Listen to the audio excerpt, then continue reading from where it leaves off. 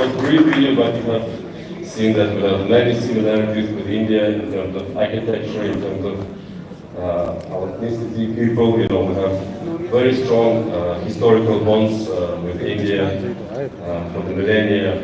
We were part of one bigger empires, bigger kingdoms, and I think we have the same DNA. Our countries are very close to each other. Only 2 hours of direct flight separate us from each other. So, for those of you who don't know, Uzbekistan is located in the heart of Central Asia. It is the most populous country in Central Asia, or the population may be relatively small compared to India. We are only 37 million, but we are by far the most populous nation in Central Asia. For the last 7 years, we had enjoyed 5 to 7% of GDP growth, annual GDP growth. And even during the COVID time, Uzbekistan was one of the very few countries in the world who still enjoyed the positive GDP growth. GDP per purchasing power parity is something around 450 billion US dollars.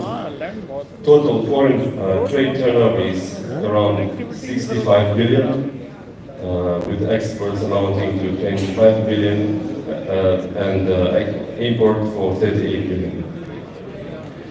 Between 2017 and 2023, Uzbekistan has attracted around 55 billion US dollars direct foreign investments, 36% in manufacturing, 12% in mining, 10% in energy, and 3.6% in transportation. The government of Uzbekistan pursues an open policy to attract foreign direct investment. As a testimony of that is that our country has occupied 69th place in the global ranking among 190 economies of the World Bank doing business study, and was listed as the top 20 improvers in doing business worldwide.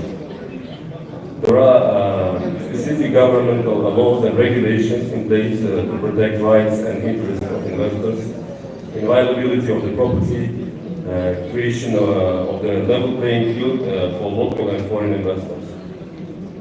We have introduced simplified system to start any type of business for individual entrepreneurs and legal entities, ranging from online registration, very basic online registration, electronic signatures, electronic receipts of tax returns, and of course on the money repatriation. Individual entrepreneurs can register for tax purposes just within 1 day, and while legal entities can complete this process in no more than 2 days. In simple words, one-stop shop was introduced to ease doing business in Uzbekistan. Enterprises with FDI are exempt of paying tax on property, water usage tax, and land tax.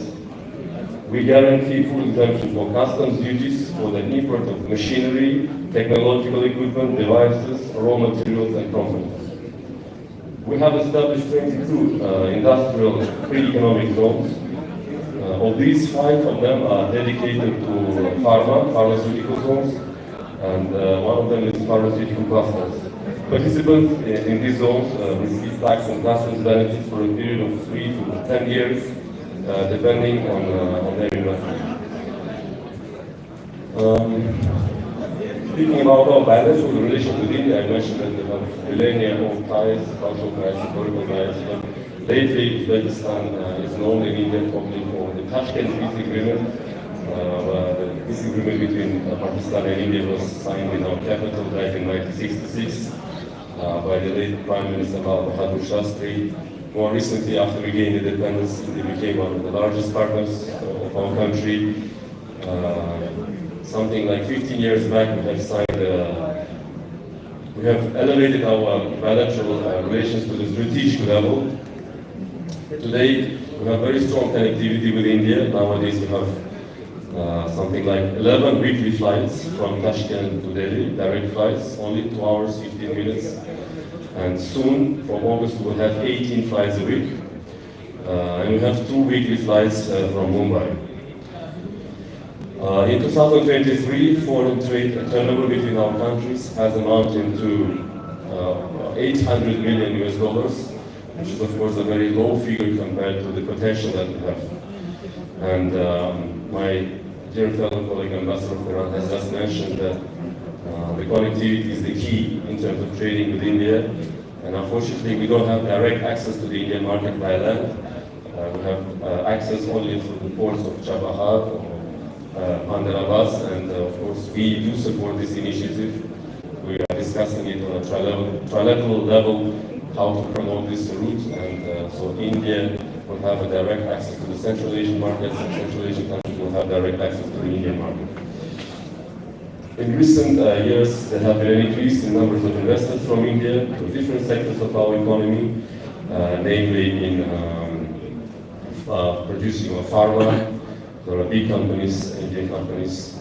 Actually, most of our trade, most of Indian exports are comprised of the pharma products. Then multi-specialty, super specialty hospitals. Some of the biggest brands in India, they have open hospitals in Uzbekistan. Hotel and residential complexes. Big Indian investors, they come into this area. And even during the Soviet times, the first Indian investor, Tata, they came by building the hotel in our country.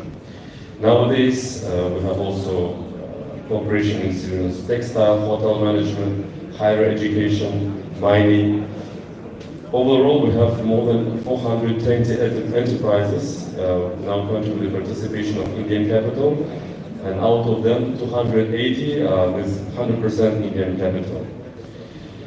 So I want to make this presentation more interactive, and maybe after we'll have a session of Q&A, and I would be happy to answer to all of your questions in more detail. And thank you for your attention.